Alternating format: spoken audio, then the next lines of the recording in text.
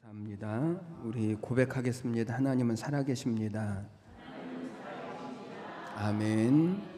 오늘 예배에 참여하신 우리 모든 성도님들을 주님의 이름으로 환영하고 축복합니다. 오늘 하나님의 은혜가 우리 모두에게 임하게 되시기를 간절히 소망합니다.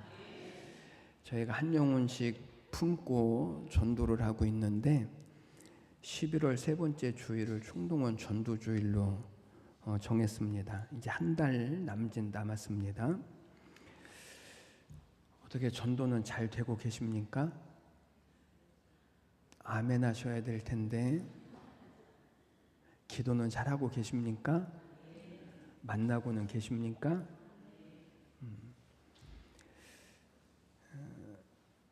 하나님은 우리가 품은 영혼을 분명히 구원해 주실 것입니다. 그러기 위해서 하나님께서 우리에게 품고 기도하라고 하신 거거든요. 이 사실을 믿고 기도하십시오. 영혼 구원은 우리가 하는 것이 아니라 누가 하는 거니까요.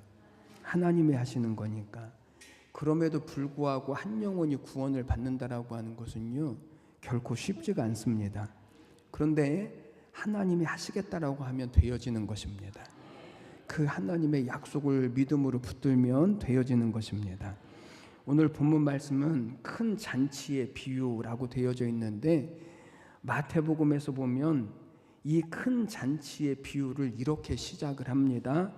천국은 마치 자기 아들을 위하여 혼인잔치를 베푼 어떤 임금과 같으니. 그러니까 이 혼인잔치의 비유는 사실은 이 큰 잔치의 비유는 사실은 어디를 우리에게 보여주시려고 하는 것이냐면 천국에 대해서 우리에게 보여주시기 위해서 말씀하신 거거든요. 다시 말하면 우리가 어떻게 구원을 얻을 수 있을 것인가, 이 사실을 설명해 주시기 위한 말씀이 이 비유의 말씀인 것입니다. 내용은 이렇습니다. 어떤 사람이 큰 잔치를 준비하고 사람들에게 초청장을 보냈습니다. 그리고 초청장을 받은 사람들이 다 오겠다라고 대답을 했는데, 잔칫날이 되어져서 사람들을 데리러 가보니까 그 사람들이 전부 다 올 수 있다고요, 없다고요? 올 수 없다는 거예요. 다 사양을 하는 거예요. 어떤 사람은 밭을 사서 나가보아야 하고, 어떤 사람은 소를 샀기 때문에 나가보아야 하고, 어떤 사람은 장가를 들었으니 가지 못하겠다라고 말하는 거예요. 잔치를 준비한 주인이 화가 나서 종들에게 시내로 나가서, 거리로 나가서, 골목으로 나가서 만나는 모든 사람들을 다 데려오라고 말합니다. 그래서 종들이 나가서 만나는 사람들마다 이 잔치에 다 데려왔는데, 그래도 아직까지 자리가 많이 남아있어서 주인이 뭐라고 말하냐면, 이제는 길과 산울가로 나가서 사람들을 강권하여다가 내 집을 채우라, 이렇게 말씀을 하시는 거예요. 그래서 종들이 나가서 만나는 사람들을 강권해서 이 잔치자리에 데리고 와서 잔치자리가 결국은 찼다고요, 안 찼다고요? 찼다는 거예요. 결국은 차는 거예요. 여러분, 우리가 전도할 때 우리가 품은 영혼들이 구원받지 않고 전도받지 않을 수 있을지 몰라도요, 그러나 그것이 하나님의 뜻을 이루고 반드시 이 전도하는 일, 영혼 구원하는 일들을 하나님이 이루어 가시겠다는 거예요. 여러분, 이 말씀을 통해서 오늘 우리가 어떻게 하나님의 나라가 이루어지는지, 어떻게 한 영혼이 구원을 받을 수 있는지, 어떻게 우리가 이 전도의 사명을 감당할 수 있을지에 대해서 오늘 말씀을 나눌 때, 우리 모두에게 오늘 우리 안에서부터 이 하나님의 나라가 이루어지시고, 또 우리가 품고 기도하는 영혼들이 구원에 이르도록 하나님께서 은혜 베푸시기를 주님의 이름으로 축복합니다. 그 첫 번째는요, 초청하는 것입니다. 여러분, 이 초청한다라고 하는 말은 다음 전도 설교 시간에 한 번 더 자세하게 말씀을 드릴 텐데, 오늘 본문에서 천국을 말씀하시는데 어떤 임금이 혼인잔치를 베푸는 것과 같다라고 말씀을 했죠. 이 임금이 큰 잔치를 베풀고 가장 먼저 한 일이 뭐냐면, 종들을 보내어서 잔치에 올 사람들을 어떻게 하는 거라고요? 초청하는 거예요. 이 말이 무슨 말이냐면, 여러분, 구원은 어디에서부터 이루어지는 거예요? 하나님 나라는 어디에서부터 이루어지냐면 초청하는 데서부터 이루어지는 거예요. 그래서 이것을 가리켜서 우리의 구원을 가리켜서 은혜라고 말하는 거예요. 여러분, 이것은요 전도에 있어서 굉장히 중요한 거예요. 사람들은 전도하러 가서 전도할 사람들에게 자기의 말로 자기의 이론으로 자꾸만 사람을 설득시켜서 데려오려고 해요. 그런데 여러분, 사람들이 가장 싫어하는 것이 뭐냐면 다른 사람들에게 설득당하는 것을 사람들이 제일 싫어한대요. 그러면 여러분, 하나님이 있다라고 주장하는 사람과 하나님이 없다라고 주장하는 사람이 싸우면 누가 이길까요? 있다라고 설득하는 사람과 없다라고 설득하는 사람이 서로 이야기를 하면 누가 이길 것 같아요? 없다라고 말하는 사람이 이기지. 하나님 있으면 보여줘봐.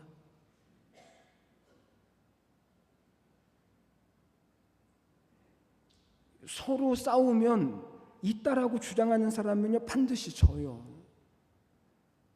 그러니까 전도는 설득하는 게 아니에요. 전도는 초대하는 거예요. 하나님 나라는 그렇게 이루어지는 거예요.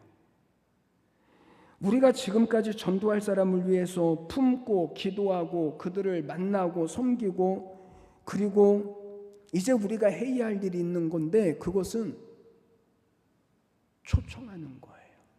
초대하는 거예요. 몇 년 전에 전도 대상자들의 이름을 우리가 다 써서 내지 않았습니까? 그래서 그분들을 보고 그분들에게 다 메시지를 보냈습니다.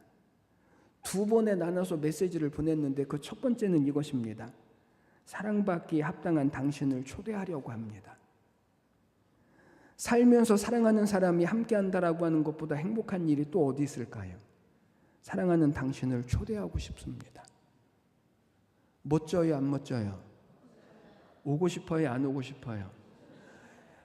그렇게 문장을 보냈더니 금세 답장이 오기 시작하더라고요. 어디십니까? 누구십니까? 어디로 가면 됩니까?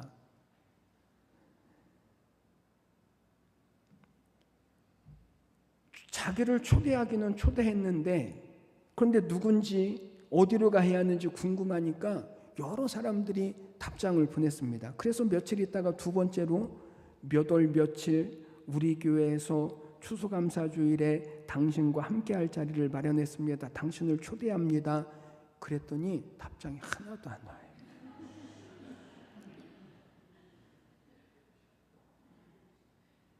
아니, 다른 곳에서 초대를 받았다면 그렇지 않았을 텐데 교회에서 초대를 했다라고 하니까 아무 말도 없어요. 여러분, 그러나 우리가 분명히 알아야 할 것이 있습니다. 우리가 초대하는 곳은 단순히 교회가 아니라 하나님 나라요, 구원이요, 천국이요, 영생의 자리예요. 그러니 사랑하는 여러분, 이제 우리가 해야 할 일이 있습니다. 설득하려고 하는 것이 아니고 기쁘게 기꺼이 초청을 하십시오. 초대하십시오. 우리 주님의 몸된 교회와 하나님의 나라를 채워가도록 하나님은 오늘 말씀하시는 거에 너희가 나가서 사람들을 초청해라. 사람들을 초대해라. 하나님의 나라는 이렇게 이루어지는 것이다. 우리가 누군가를 초대해서 안 올 수도 있습니다만, 우리가 누군가를 초청해서 안 올 수도 있습니다만 괜찮습니다. 하나님의 나라는요 그렇게 이루어지고 그렇게 심겨지고 겨자씨처럼 보이지 않는 것 같아도 하나님의 나라는 그렇게 이루어지는 거예요. 저는 오늘 우리 모두가 부디 우리가 전도할 영혼들, 품고 기도하는 영혼들 자꾸 초청하십시오. 초대하십시오. 그래서 그들 안에 겨자씨처럼 보이지 않는 것 같아도 그들의 마음 가운데 이 하나님의 나라가 이루어지는, 그래서 구원의 역사가 나타나는 은혜와 복이 있게 되시기를 주님의 이름으로 축원해 드립니다. 2번째는 강권하는 것입니다. 종들이 부지런히 초청을 해도 사람들이 오지 않으니까 주인이 뭐라고 말하냐면 강권해서 내 집을 채우라, 이렇게 말을 합니다. 여러분, 여기 강권하라고 하는 말이 뜻이 뭐냐면 여기서 우리가 배워야 할 것이 있는데, 강권하다라고 하는 말은 내키지 않는 것을 억지로 권해서 하게 하는 것입니다. 그럼 왜 그럴까요? 아니 왜 이렇게 하나님은 사람들이 자발적으로 와야 되는 것 아닙니까? 마음에 내켜서 믿어야 되는 것 아닙니까? 그런데 왜 내키지도 않는 것을 억지로 권하여서 하게 하는 걸까요? 그 이유는 사람들이 모든 일을 스스로 하면 참 좋겠지만 그런데 사람은 일을 스스로 하려고를 하지 않아요. 그렇다고 전도하는 사람을 협박해서 교회로 끌고 오라고 하는 것은 아닙니다. 우리의 마음에 어디에? 우리의 마음에 이 강권하는 마음을 가지라는 것입니다. 우리 마음에 강권하는 마음을 가지라는 거예요. 여러분 우리가 전도하는 사람, 전도받은 사람들이 안 오려고 하는 전도받은 사람들만 안 오려고 하는 것이 아니라 우리도요 웬만해서는 전도를 안 하려고 해요. 그래서 우리 안에 어떠한 마음을 가져야 하냐면 이 강권하는 마음을 가져야 한다는 거예요. 사도 바울은 이것을 뭐라고 고백했냐면 내가 부득불해야 할 일이다. 부득불이라는 거예요. 부득불. 그런데 우리는 전도하면 좋지만 뭐 안 해도 어쩔 수 없는 것이라고 우리는 다 생각을 해요. 그럼 웬만하면 전도를 안 하려고 해요. 지금 영혼을 품어야 하고 그들을 위해서 기도해야 하고 그들을 만나야 하고 벌써 지금 3달이 지났지만 우리 안에 진짜 기도하고 그들을 품고 그들을 만나고 찾아가서 그들을 섬기고 얼마나 지금 이 일들을 이루어가고 있을까요? 웬만하면 안 하죠. 그래서 하나님은 우리 안에 이 강권하는 마음이 필요하다라고 하나님은 말씀을 하시는 거예요. 왜 강권하는 마음이 우리에게 필요한가? 여러분 보십시오. 어떤 법을 만들어 놓고 또 어떤 제도를 만들어 놓고 또 그런 것들이 아니더라도 부모님이나 선생님 억지로라도 그들을 통해서 무엇인가를 하게 되면 잘할 확률이 높을까요? 못할 확률이 높을까요? 잘할 확률이 높아요. 억지로라도 공부를 시키는 자녀가 공부를 잘할 확률이 높아요. 스스로 공부하는 아이들 기대하는 것보다. 전도도 그렇습니다. 오늘 본문 말씀을 보니까 강권해야 한다. 그런데 강권해야 할 때도 때가 있다는 거예요. 처음부터 강권하라고 하지 않으십니다. 처음에는 초청을 했습니다. 다 오기로 약속을 했습니다. 그런데 당일 아침이 되어서 안 오겠다라고 말하는 것입니다. 그래서 주인이 나중에는 강권하여 데려다가 내 집을 채우라고 말씀하는 것입니다. 왜 사람들을 강권해서라도 데려와야 하는가? 그 이유는 마태복음에 보면 시대가 악하기 때문이라는 거예요. 시대가 악해요. 여러분 시대가 악하다라고 하는 말은요. 죄가 많다라고 하는 말보다 예수님이 마태복음 11장 17절에서 이렇게 말씀하셔요. 우리가 너희를 향하여 피리를 불어도 너희가 춤추지 않고 우리가 애곡하여도 너희가 가슴을 치지 아니한다. 이게 악한 시대의 사람들의 모습이라는 거예요. 피리를 불어도 춤추지 않고 우리가 애곡하여도 울지를 않아요. 이 시대가 악해져서 사람들의 마음에 감각이 사라져요. 이 시대가 악해서 사람들 마음 가운데 의의가 상실이 되어졌습니다. 그래서 사람들은 자기가 영혼이 죽어가는데도 사람들은 모르는 것입니다. 그래서 주님은 이런 사람들을 강권해서라도 데려와라. 그러면 그 영혼들이 구원을 얻을 수 있다. 사람들은 뭐라고 말하냐면 제가 알아서 합니다. 내가 알아서 합니다. 이 말을 가장 많이 하는 곳이 어딜까요? 여러분들이 생각하는 그곳이 맞는데 교회예요. 그래서 기도하자라고 말하면 제가 알아서 하겠습니다. 예배하자라고 말하면 억지로 시키지 마십시오. 내가 알아서 합니다. 그러나 여러분 알아서 하는 게 하는 걸까요? 안 하는 걸까요?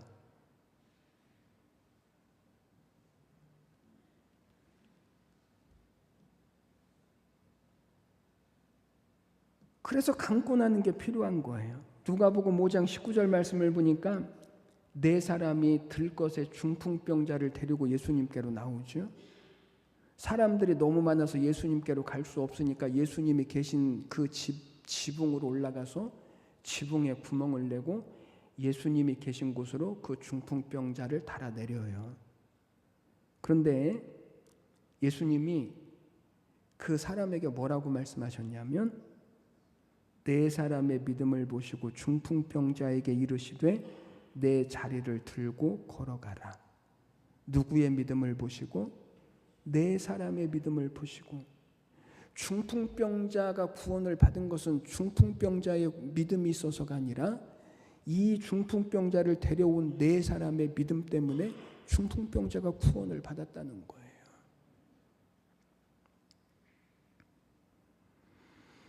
여러분, 사람은 세상의 습관에서 스스로 돌이킨다라고 하는 것이 얼마나 어려운지 모릅니다. 평생을 자기 방식대로 살았는데, 평생을 예수 없이 살았는데, 평생을 자기 마음대로 살았는데, 이제 하나님 앞에 나온다라고 하는 것이, 이제 하나님의 방식대로 산다라고 하는 것이 결코 쉽지가 않습니다. 누군가 옆에서 강권해줘야 할 사람이 필요한 거예요. 몇 년 전에 대구 지하철에서 방화 사건이 일어났습니다. 그 사건으로 많은 사람들이 희생을 당했죠. 그 가운데 한 아들이 병든 어머니를 모시고 가다가 이 사건을 만나게 되어졌는데, 이 아들은 당시 25세의 청년이었고요. 어머니는 뇌수술을 받고 병원에 치료받기 위하여서 가는 길이었습니다. 방화 사건이 일어나서 사람들이 수동으로 전철문을 열고 이 청년도 어머니의 손을 붙들고 막 나오다가 사람들이 밀리고 밀치는 바람에 어머니의 손을 놓치고 말아요. 이 청년은 사람들과 밀치고 밀리면서 전철 밖으로 지하철 밖으로 나왔는데 어머니가 빠져나오시지 못한 거예요. 그래서 아들은 다시 지하도로 내려갑니다. 내려가서 어머니를 한참 찾다가 어머니를 발견하고 어머니를 모시고 나오는데 어머니는 이미 연기에 거의 질식이 되셨어요. 어머니가 아들을 보고 말합니다. 너나 나가라. 나는 도저히 나갈 수 없으니까 너라도 살아야 한다. 그런데 아들은 이렇게 말합니다. 어머니를 부축하고 어머니의 손을 끌면서 안 된다고, 어머니 같이 살아야 된다고, 어머니 안 나가면 저도 안 나간다고, 어머니 힘을 내서 같이 나가야 우리가 같이 살 수 있다고. 이렇게 어머니를 강권하여서 결국은 이 어머니와 아들이 죽음에서 살아나요. 인터뷰에서 어머니가 이렇게 말합니다. 아들이 강권하지 않았다면 나는 죽었을 것입니다.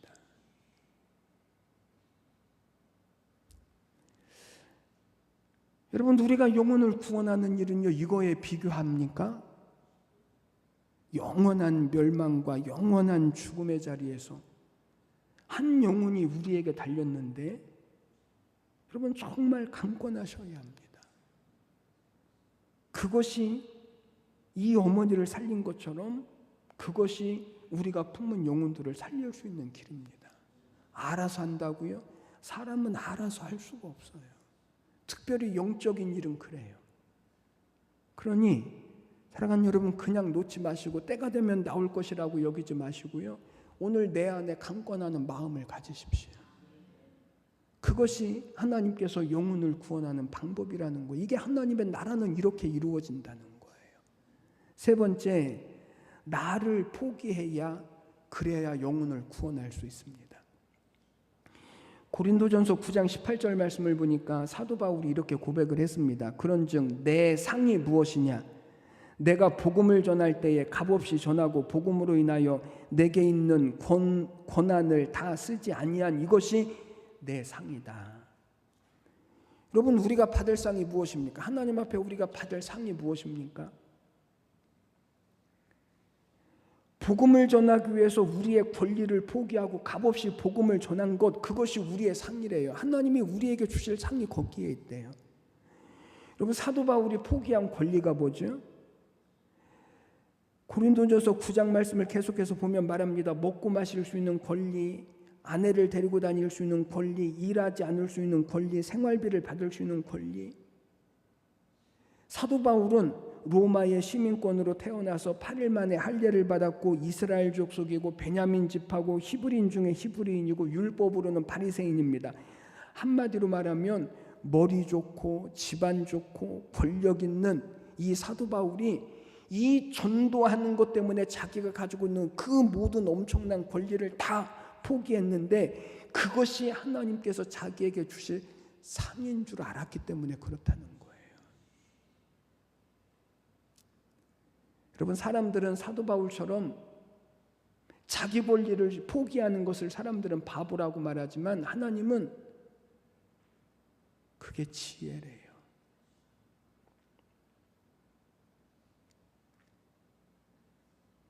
왜 그럴까요?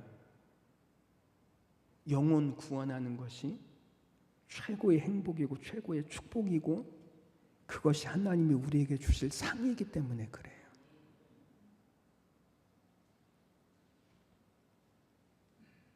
여러분, 여기 상이라고 하는 것이 죽어서 천국 가면 무슨 면류관을 쓰고 아니면 하나님의 나라를 뭐 유업으로 받는다라고 하는 것만을 의미하는 것이 아닙니다. 하나님이 우리에게 주실 상은 우리의 삶 가운데 하나님이 주시는 은혜와 복인 것입니다.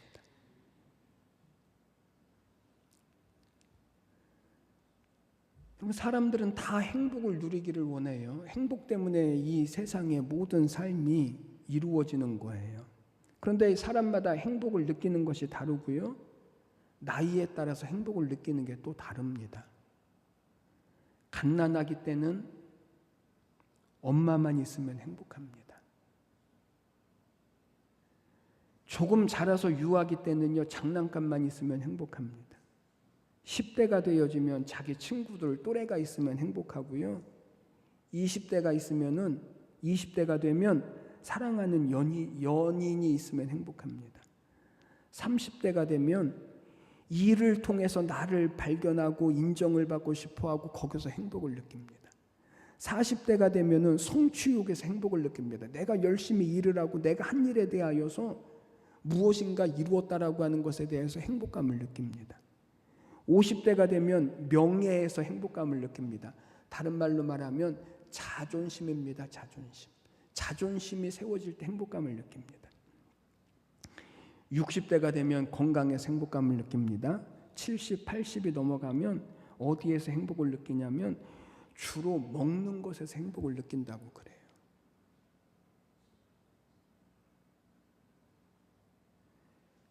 이제는 뭐를 그렇게 소유하고 싶은 욕심도 없고 많이 갖고 싶은 그런 욕심도 없고 아주 이 작은 곳에서부터 행복을 느끼는 거예요. 여러분, 저는 이 글을 보면서 인생이라고 하는 것이 뭔가 대단한 것을 추구하고 사는 것 같지만 실상은 별것 아닌 것에서 행복을 느끼는 게 인생이구나. 뭔가 우리가 위대한 일을 해서 행복을 느끼는 것보다 아주 이 작은 것, 평범한 것에서 행복을 느끼는 것이 우리 인생이다 라고 하는 사실이 깨달아졌어요. 정신 차리고 살지 않으면 뭔가 허망하기 짝이 없는 것을 우리가 쫓다가 우리의 인생의 진짜 행복을 놓쳐버리고 사는 그런 인생이 되어질 수 있다니까요. 1895년에 태어나서 1985년에 돌아가신 백낙준이라고 하는 분이 있습니다. 이분은 연세대학교 초대 총장을 지냈고요. 우리나라 개화기 때 문화부 장관을 지냈고 우리나라 교육에 굉장히 지대한 공헌을 하신 분이십니다. 그 시절에 미국에 유학을 다녀와서 연세대학교 초대 총장을 지내고 그리고 문교부 장관을 지냈으니 여러분 얼마나 대단한 것입니까? 그러면 그 집안이 정말 대단해서 그럴 수 있었을까? 그렇지 않습니다. 여러분 요즘식으로 말하자면 정말 별 볼 일 없는 집안, 정말 가난한 집안에서 태어났습니다. 그러면 어떻게 그런 일이 가능했을까? 어떻게 별 볼 일 없는지 가난한 집에서 외국에 유학까지 갔다 와서 그런 위대한 삶을 살 수 있었을까? 그분에 대한 이야기가 있습니다. 이 백낙준이라고 하는 이분의 아버지는 무당입니다. 어느 날 동네에서 막 푸닥거리를 하고 있는데 그 동네에 자기 친구 중에 하나가 교회를 다니는 집사님이 계셨는데 그 집사님이 지나가다가 한참 일을 하고 있는 그 무당 친구에게 한마디를 건네고 가죠. 야, 너는 그렇다고 치고 내 자식들은 어떻게 하려고 그러냐.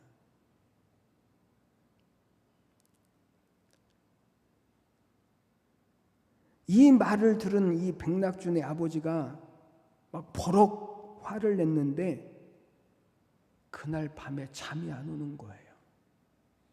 가만히 생각해 보니까 그래 나는 무당짓을 하면서 나는 이렇게 살지만 아니 내 자식들은 도대체 어떻게 할 것인가.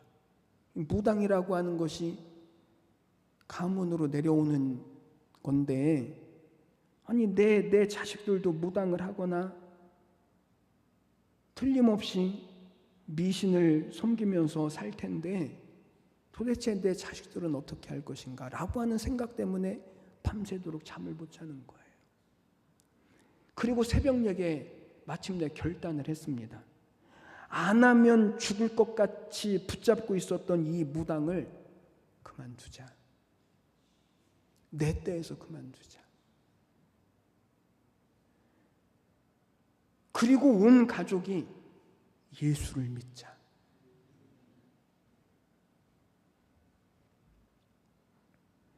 그렇게 무당을 그만두고 온 가족이 교회 나가기 시작했습니다. 그때 우리나라에 들어왔던 선교사님의 도움으로 이 백낙준이라고 하는 이 아이가 미국으로 유학을 가게 되어지는 거예요.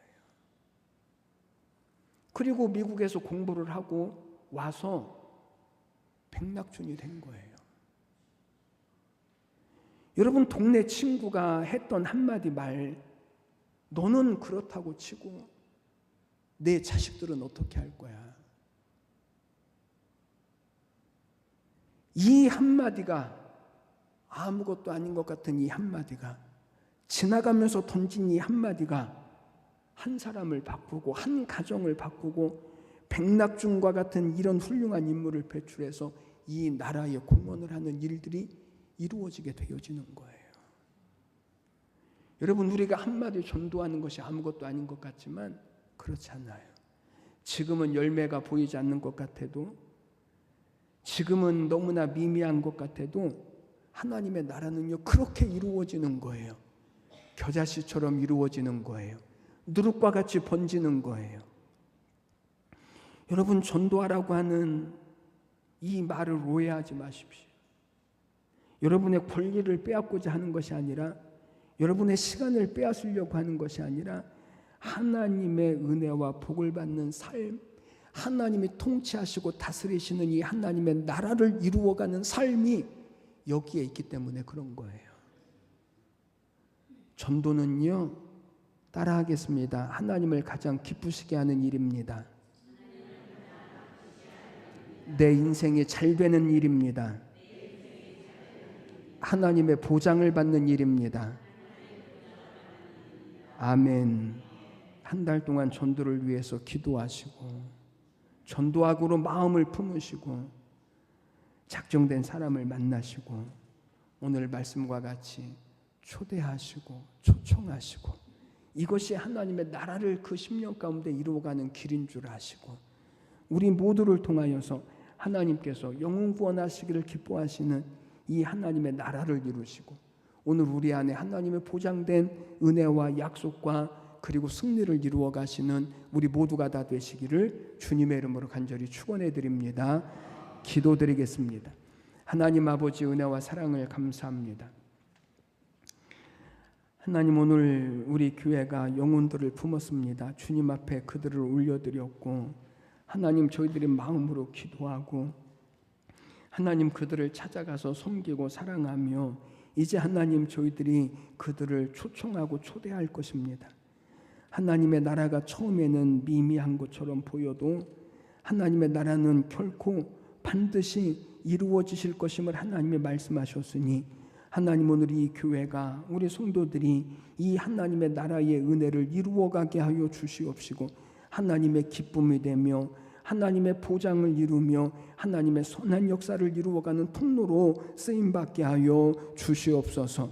감사와 찬양을 드리며 예수님의 이름으로 기도드리옵나이다. 아멘.